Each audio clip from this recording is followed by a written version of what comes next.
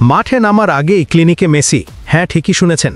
অ্যাঙ্গোলায় খেলতে যাওয়ার আগে মেসিদের নিতে হচ্ছে এক গুচ্ছ টিকা। কেন এমন হচ্ছে, আর কি ভয়ঙ্কর রোগের বিরুদ্ধে টিকা নিতে হচ্ছে মেসিদের, আজ জানব পুরো ঘটনা। অ্যাঙ্গোলার স্বাধীনতার 50 বছর পূর্তি উপলক্ষে আয়োজিত হচ্ছে এক বিশেষ প্রীতি ম্যাচ। প্রতিপক্ষ লিওনেল মেসিদের আর্জেন্টিনা।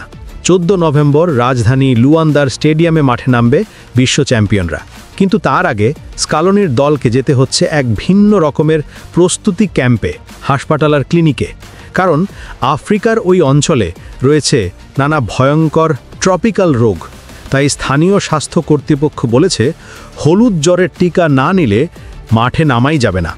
এতেই শেষ নয়, আন্তর্জাতিক স্বাস্থ্যবিধি অনুযায়ী আর্জেন্টিনা দলের সদস্যদের নিতে হচ্ছে আরও 6টি টিকা: polio, hepatitis A, typhoid, cholera, meningococcal meningitis এবং ঐচ্ছিকভাবে hepatitis B, tetanus, diphtheria, malaria আর জলাতঙ্কের টিকাও নিতে পারবেন তারা। ইতিমধ্যেই শুরু হয়ে গেছে এই টিকা নেওয়ার কাজ। প্রথম খেলোয়াড় হিসেবে টিকা নিয়েছেন জিওভান্নি লো সেলসো, আর সেই কারণে রিয়াল বেতিসের অনুশীলনে অংশ নিতে পারেননি। তবে এই প্রীতি ম্যাচটা শুধুই সম্মান বা উদযাপনের নয়, আছে অর্থের বিশাল প্রলোভনও। অ্যাঙ্গোলা সরকার আর্জেন্টিনা ফুটবল ফেডারেশনকে দিচ্ছে প্রায় 1,20,00,000 লাখ ইউরো, বাংলাদেশি মুদ্রায় প্রায় 170 কোটি টাকা।